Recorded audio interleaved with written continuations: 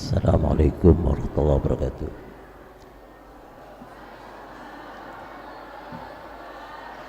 Yang di pintu maju saja nak putri, yang di pintu maju. Langsung maju ke depan.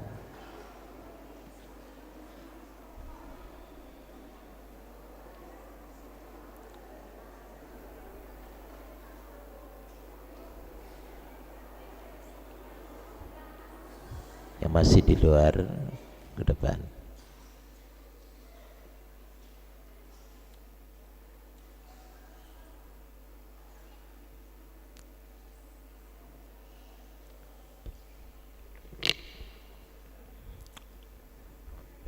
Assalamualaikum warahmatullahi wabarakatuh.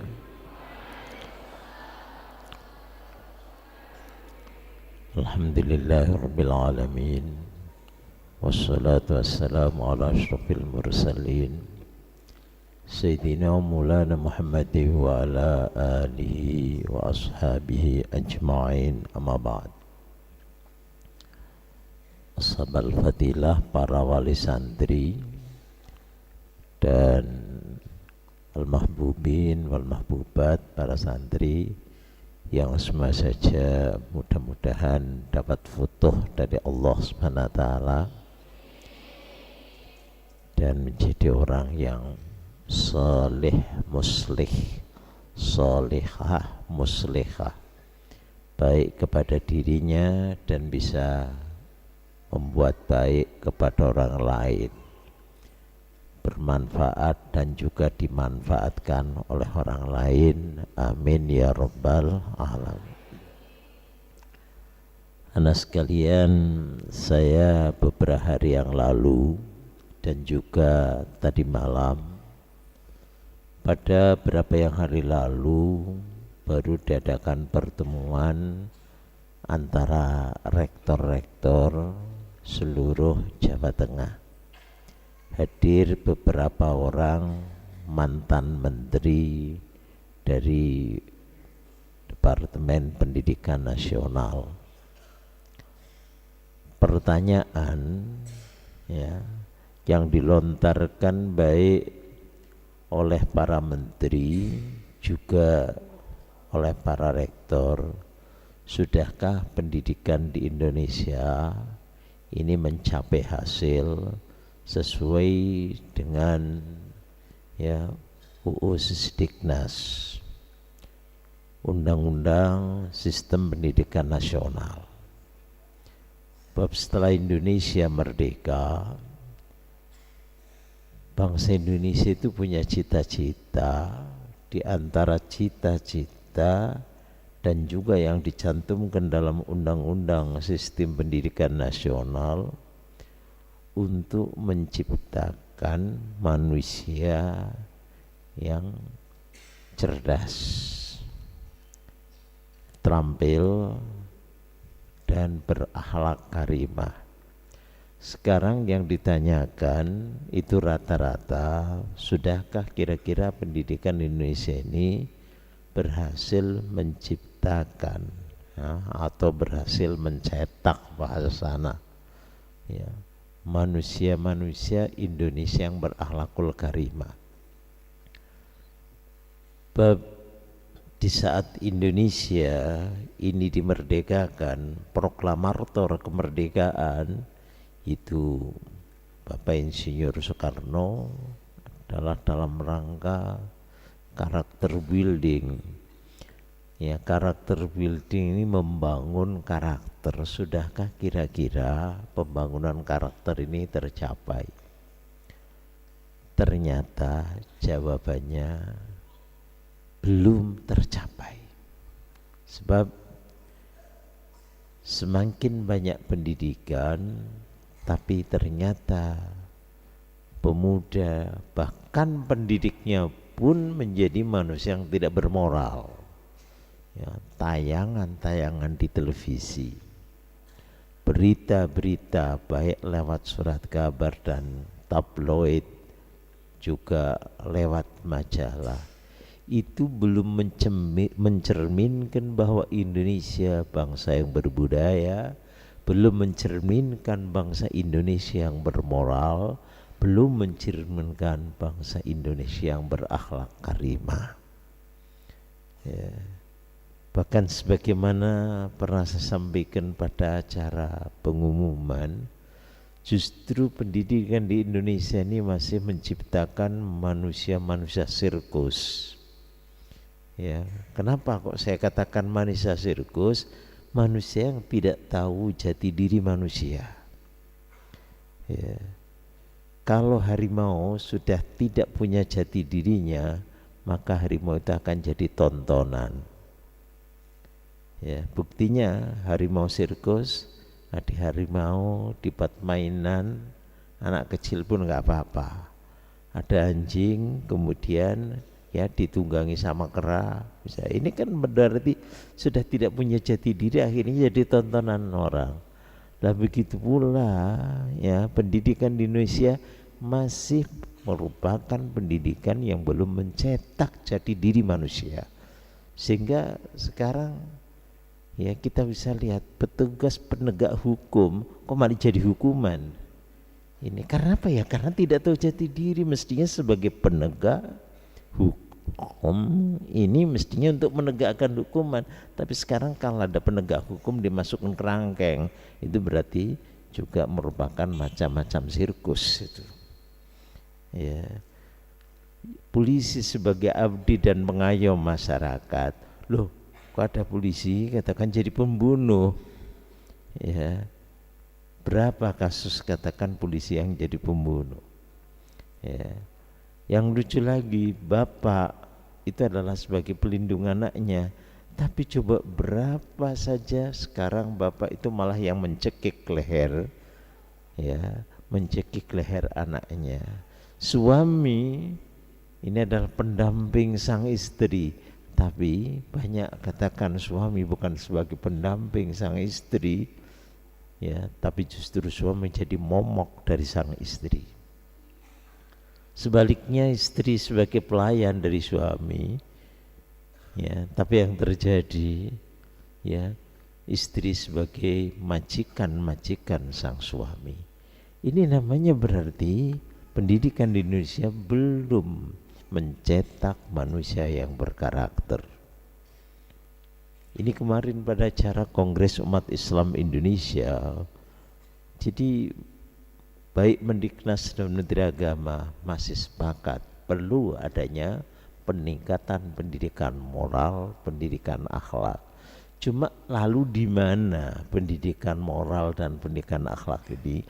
Apakah akhlak dan moral bisa dididikkan lewat mata pelajaran yang tercantum di dalam kurikulum? Akhirnya dari beberapa kali pertemuan, dan semalam saya juga mengadakan pertemuan di Universitas Sultan Agung Semarang. Di situ hadir juga beberapa orang profesor, doktor. Ini akhirnya menyimpulkan bahwa pendidikan moral, pendidikan akhlak, karakter building harus masuk pada semua bidang studi. Lalu saya katakan, kalau begitu hanya merupakan titipan dan tempelan.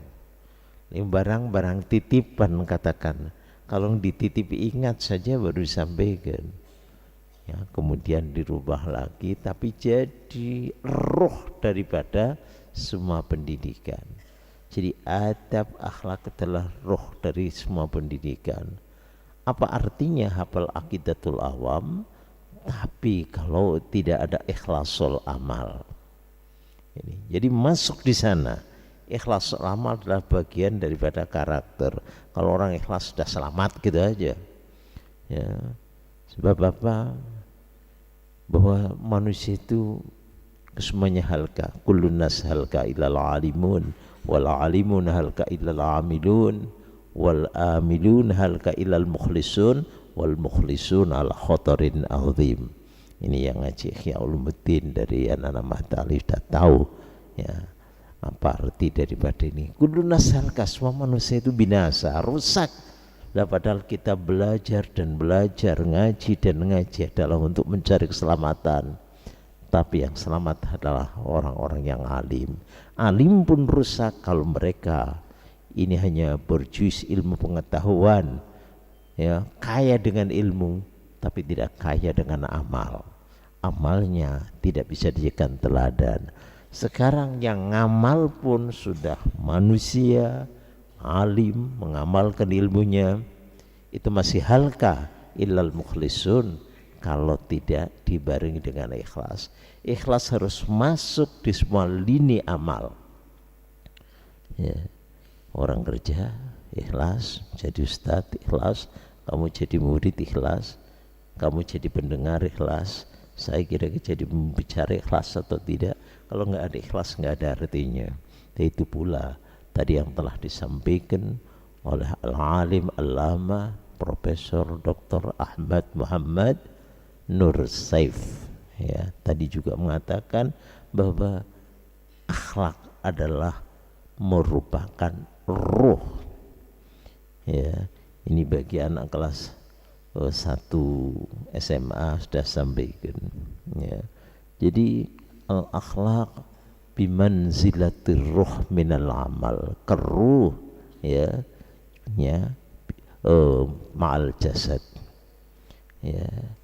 Jasad itu adalah merupakan sosok bangkai yang tidak artinya tanpa ada ruh, ya. Begitu pula amal, ya. Mata farokul ikhlas, apabila sudah terpisah dengan ikhlas, itu kal jasad, ya, alladzi la ruha fih, bagikan jasad yang tidak ada ruhnya.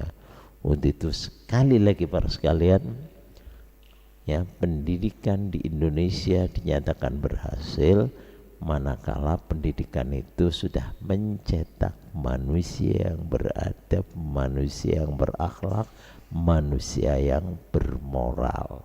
Jadi keberhasilan pendidikan itu tidak hanya dinilai dengan UN yang nilainya tinggi, sama sekali tidak ada arti. Apalagi telah kita ketahui bersama, justru sekolah-sekolah yang lulus 100% itu perlu dicurigai. Sebab ternyata di sudah ada mulai pendustaan secara umum, ya, pendustaan secara jama'i, ya. Satu rayon kumpul, ini kira-kira biar anak ini dapat nilai berapa, ya, pokoknya harus 5 ke atas, ya. Kemudian ada pembohongan secara menyeluruh, sebagian digarapkan oleh gurunya. Ini sudah masyhur di mana-mana, ya. Nah, kalau demikian kan sudah tidak menjamin mendidik moral, baik gurunya saja sudah jadi penipu, jangankan murid-muridnya. Ini yang saya khawatirkan dengan adanya berebut untuk lulus 100%, tapi di situ ada pembusukan, yaitu pemujatan moral. Nah, apalagi sekarang dustanya, dusta yang secara jama'i, tidak hanya dilakukan oleh orang per orang, tapi secara menyeluruh, ya. Kalau kita melihat kasus Gayus dan sebagainya, ini, ya, pendustaan yang berantai-rantai. Jadi sekali lagi para sekalian, seperti apa dikatakan oleh tadi, masya Allah, ya, Profesor Doktor, ya, Ahmad Muhammad, ya, Nur Saif itu kayak sudah juga kayak dah melihat gitu yang selama ini dibicarakan, ya, di pertemuan di mana-mana sekarang yang dibahas malah itu masalah akhlak, ya. Kemudian saya ulangi kembali bahwa keberhasilan pendidikan itu bukan didasari pada perolehan nilai UN yang tinggi, kalaupun itu merupakan salah satu di antara standar keberhasilan pendidikan di Indonesia. Namun lebih jauh dari itu, pendidikan di Indonesia adalah pendidikan yang bisa, ya, memupuk bakat para anak didiknya, ya. Ini kalau mumpuk ya bakat anak didiknya, ini merupakan ya keberhasilan. Sebab kalau saya melihat di negara Cina yang jumlah rakyatnya ini mencapai 1 miliar lebih, di sana peringkat pendidikannya sudah jauh lebih tinggi dari Indonesia. Kemudian India, kemudian juga Malaysia, Singapura dan Brunei Darussalam. Indonesia kenapa pada penilaian ya ini kok kenapa Indonesia termasuk negara Asia yang pendidikannya belum dinyatakan berhasil? Karena antara lain belum bisa mendidik dan bisa mengembangkan bakat ya. Sebetulnya kalau kita mau bisa meningkatkan bakat itu lebih cepat ya. Seperti tadi dari pelaksanaan hataman Aqidatul Awam, hataman Hidayatus Sibyan ya, kita mencoba anak ini sebetulnya ada yang bakat jadi apa, yang ahli puisi ya, bakat joget juga ada ya. Tadi kan ada yang geyang-geyong aja ya, kalaupun mulutnya diam ya, itu berarti kalau dibawa ke Bali itu akan lebih baik ya. Jadi ini pendidikan dinyatakan berhasil manakala pendidikan itu bisa menyalurkan bakat. Untuk itu para bapak dan ibu sekalian, terutama wali santri, kalau anak kita biarkan sudahlah, kita pupuk mereka yang bakat nyanyi, bakat macam-macam ya. Dalam acara seperti tadi sebetulnya banyak sekali kita ya memupuk bakat-bakat, katakan ya debat di forum umum dan sebagainya. Saya lebih senang mestinya kalau acara ini dipenuhi dengan acara anak-anak sekalian. Bab kalau mendidik orang yang berbakat ini itu lebih cepat daripada orang yang didik yang tidak berbakat. Contoh ya seperti tadi Mas saja dikatakan Ustadz Jazri aja ya, karena dia bakat di pertanian, karena saya percaya untuk mengolah masalah pertanian. Nah itu kalau saya serahkan sama Duki barangkali nggak jadi itu ya. Jadi atau Mas Duki kok suruh kiroah 10 tahun tidak akan pinter ya, Mas Duki suruh belajar sama Ustadz Nur Rahman setiap minggu belajar. Kira-kira Mas Duki kiroahnya bisa enak enggak? Anak-anak putri, kira-kira suaranya enak enggak? Bisa enggak jadi qori yang baik? Saya rasa enggak bisa itu karena ya. Tapi sebaliknya bagi mereka yang berbakat itu ngikuti pengajian Ustadz Nur Rahman 2-3 kali saja sudah bisa menirukan. Jadi dengan demikian pendidikan dengan memperhatikan bakat itu lebih cepat ya. Dan kenapa sih katakan harus 3 tahun ya, upama saja loh dalam masa 1 tahun bisa lah. Ini yang dimaksud dengan adanya akselerasi, askel ya. Cuman akselerasi di Indonesia ini saya masih belum tahu apakah akselerasi di Indonesia juga sama dengan akselerasi yang ada di negeri Cina, akselerasi yang ada di Thailand. Saya belum tahu. Akselerasi mestinya ini bukan hanya sekedar pada pencepatan waktu. Mas saja MTS yang mestinya 3 tahun ini apakah tidak bisa ditempuh dalam masa 2 tahun atau mungkin 1 tahun pencepatan. Ini kalau akselerasi dengan pemadatan materi saya kira juga tidak akan berhasil. Akselerasi menurut saya yang benar adalah akselerasi dalam masa pemukan bakat. Kemarin Pak Mustain sudah bilang bagaimana kalau MTS ini adakan akselerasi. Maksudmu gimana In? Nah, ini ternyata soal UN yang kelas 3 saya cobakan ujikan di kelas 2 ya, ujikan kelas 2 unggulan. ternyata kelas 2 unggulan dicoba materi matematik, ya, ini nilainya ada yang mencapai nilai 9,86. Jadi kalau begitu kita percepat aja, bah, kata Pak Mustain itu kan. Jadi nanti sehingga sanawiyah unggulan cukup belajar setahun setengah langsung sudah tamat. Saya jawabin, ya itu sudah salah satu akselerasi.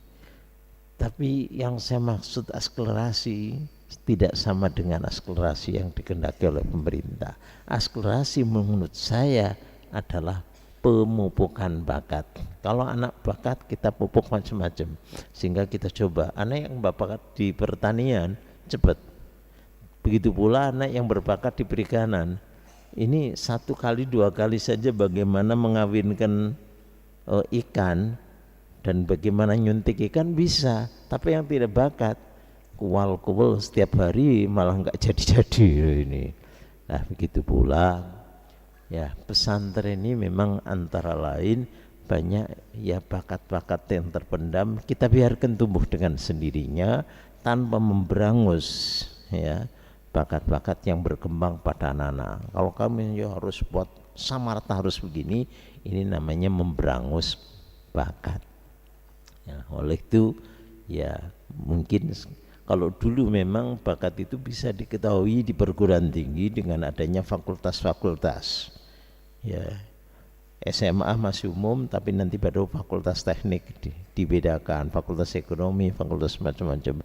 Jadi pengembangan bakat justru di perguruan tinggi, tapi sekarang ya pemerintah menyadari bahwa tidak semua warga Indonesia bisa ke perguruan tinggi, bahkan yang bisa ke perguruan tinggi ini adalah manusia-manusia katakan kelasnya have man saja, manusia yang berharta ya, sebab pendidikan di Indonesia digambarkan oleh Menteri Nuh itu kakinya besar tapi perutnya kecil, kepalanya kecil. Artinya apa?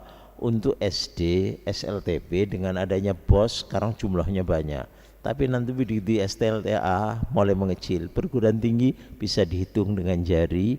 Dari sejumlah lulusan ini baru katakan masuk perguruan tinggi hanya 5%. Contoh mas saja di Al-Hikmah ini tahun ini sudah bisa meluluskan sekitar 360, 150, 510, sekitar 520 anak. Tapi yang melanjutkan perguruan tinggi ini belum ada 100. Artinya tidak ada 20%. Yang 80% di mana? Kalau kawin sudah kena mas saja ya, tapi masih sebagian nganggur. Lah ini lalu pemerintah berpikir kalau demikian perlu ada pendidikan bakat itu sejak SLTA. Karena lalu sekarang ya sekolah-sekolah kejuruan di Indonesia diperkuat. Tapi saya enggak jamin, sebab sekolah-sekolah kejuruan di Indonesia pun juga tidak mau mengambil orang yang berbakat. Ya, di sini contoh mas saja, yang namanya Andri itu sudah selesai di STM bagian instalasi listrik, tidak bisa dandani listrik sama sekali. Ya, yang drop out dari mu'alimin ya Damir itu mu'alimin hanya kelas 4 kalau salah, tapi seluruh listrik yang ada di Al-Hikmah itu adalah ditangani Damir sendirian. Loh ini ya, jadi mestinya Damir dulu sekolahnya jangan di mu'alimin ya. Kalau Damir dulu sekolahnya di STM bagian instalasi listrik, wah hebat sekali. Dia dari mu'alimin dan mu'aliminnya nggak selesai ya. Loh tapi nyatanya masjid itu dulu mau saya borongkan, rata-rata minta katakan untuk menyelesaikan listrik di masjid itu pusing. Saya sudah undang berapa orang, mintanya puluhan juta. Nah saya ngomong sama Damiri, Mir bisa diselesaikan insyaallah seminggu bah, cukup 2 bungkus rokok selesai itu. Loh ini artinya apa ya? Pendidikan bakat ini terkadang tidak harus lewat sekolah ya. lewat keterampilan-keterampilan dalam rangka mengatasi pengangguran. Jangan sampai ada santri kok pulang dari pesantren nganggur, mesti harus punya keterampilan apa. Kalau tidak jadi ustadz, ya jadi tukang foto ya kayak Lukman aja, ya, asal jangan motoni orang-orang tertentu aja, ya. Jadi ini ya kok yang diburu sampai ke timur ke barat ingin mojo yang baca puisi. ini beda sekali, itu ada papanya lah, perlu dawasi keamanannya. Jadi mas saja itu yang kemarin saya undang kemari para sekalian, ya saudara Anis Fuadi. Saudara Anis Fuadi sekarang ini jadi pemborong di Jawa Tengah, borong pintu gerbang. Bagaimana kira-kira bentuk keindahannya, itu nilainya miliaran, ya. Kemudian borong lagi taman wisata mana, diborong sama Anis Fuadi. Ya, saya ngomong, Nis, ente itu dulu sekolah kayak gitu tuh di mana, Nis? Enggak di mana-mana, Bah. Saya kan tukang dekor katanya. Saya di pondok itu enggak ngaji, Bah. Jarang-jarang ngaji, laki-laki disuruh buat dekor, laki-laki dibunuh buat dekor. Nah sekarang saya kok jadi dekorasi sudah mencapai tingkat internasional. Kadang dia diminta untuk membuat dekor di Malaysia. Duitnya ya banyak gitu loh. Jadi yang bakat dekor, buat dekor maksud saya, ya. Ini satu bukti itu, Anis Fuadi itu tamatan mualimin, sekarang jadi dekorator tingkat internasional, ya. Bahkan di Jawa Tengah itu, ya, apa itu pintu gerbang itu yang dekor juga Anis Fuadi. Kemarin saya ajak sini, Nis, kamu dekor di mana-mana, tapi coba pesantren Al-Hikmah ini didekor gimana, ya, taman bunganya gimana, baru ya saya coba di aliyah dulu, Bah. Nanti biar kalau pohonnya setumbuh cantik rindang, kemudian juga nanti baik pada dinding. Wah ternyata dia dengan menggunakan macam-macam, saya dikirimi gambarnya untuk ya mendekor di aliyah. Nah ini artinya Anis Fuadi yang bukan arsitektur, dia bukan di sekolah bagian, ya, dekorasi, ya, tapi ternyata karena bakat dulu di pesantren itu pegawaiannya otak-otiknya, mau ada hataman dia ngerancang. Nah ini termasuk para sekalian, pendidikan yang ada di pesantren itu kok kenapa macam-macam, ada yang nyanyi, ada yang itu dan sebagainya. Ini dalam rangka pemupukan bakat. Kita harapkan sehingga dengan bakat-bakat terpupuk lewat macam-macam yang ada di pesantren. Kok kenapa Al-Hikmah 2 kok ada rencana buat, ya, sekolah menengah kejuruan, ada yang farmasi, ada yang rencananya insya Allah tahun ini juga kita buka, ya, keperawatan, ya, sebab merupakan satu keniscayaan wanita itu harus bisa merawat anaknya. Kalau tidak bisa merawat, ya ini karena kita coba, barangkali ada yang bakat merawat, syukur jadi perawat orang banyak, minimal katakan bisa merawat anaknya. Nah kita buka di samping akademi juga ada SMK keperawatan, insya Allah kita buka tahun ini juga. Ini ya daripada yang nganggur itu nanti, yang keluarga kamu saja kok punya bakat merawat, masuk saja kepada SMK keperawatan. Tapi yang namanya Aqidatul Awam dan Hidayatus Sibyan atau Tuhfatul Hafal Al-Quran harus bisa, ya. Jadi ini merupakan ilmu hal yang harus dipelajari, yaitu ilmu kalam, ilmu tauhid, kemudian ilmu Al-Quran, kemudian Al-Quran. Ini masih perlu satu lagi, ini saya kira perlu ada nazam fiqih.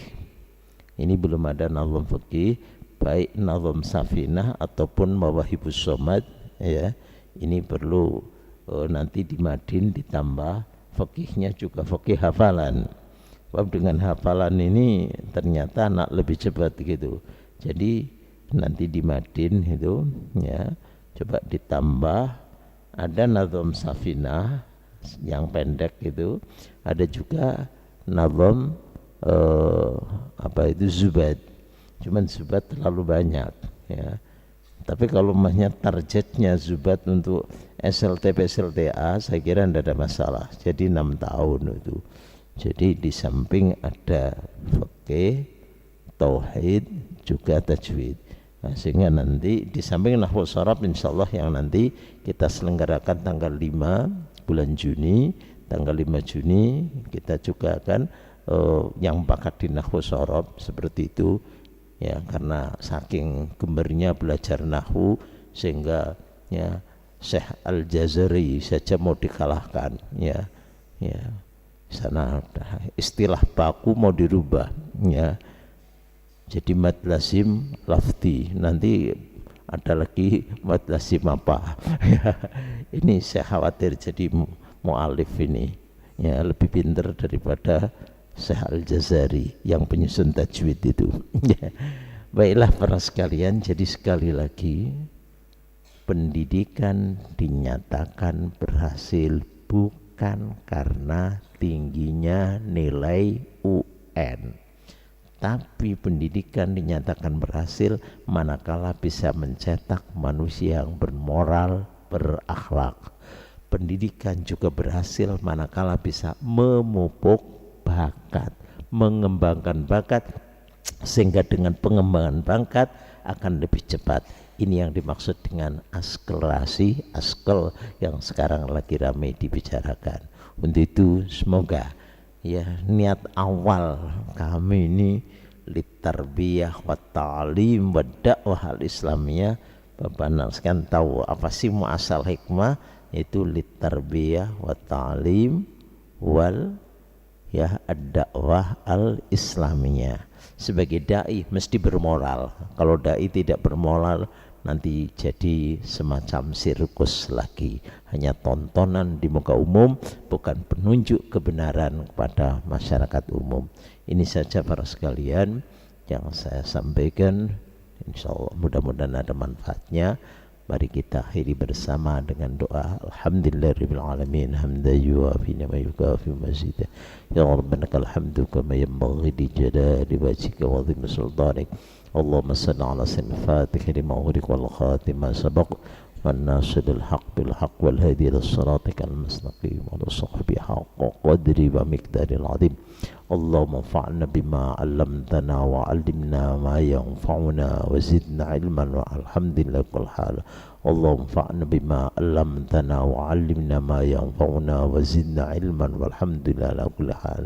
اللهم انفعنا بما علمتنا وعلمنا ما ينفعنا وزدنا علما والحمد لله. يا الله يا رحمن الرحيم لا تكلنا إلى أنفسنا في حفظ ما ملكتنا لما أنت أعلم منا وامددنا برحمتك المرغس حفيظ الذي حفظ بها نظام الموجودات فاقصنا بدرء منك في كفايتك واقصنا بدين منك وقلدنا بالسيف نصرك وتوجنا بتجيزك ومهدك ورادك برداء منك ورقبنا مركب النجاة في المحيط بسم الله العظيم الأمضاء ومددنا برقك مرات القهار تدفع أن من أردنا بسوء من جميع المؤذيات وتبلغنا في لديسي أن كل جبارين الشيطان المريد يا عزيز يا جبار.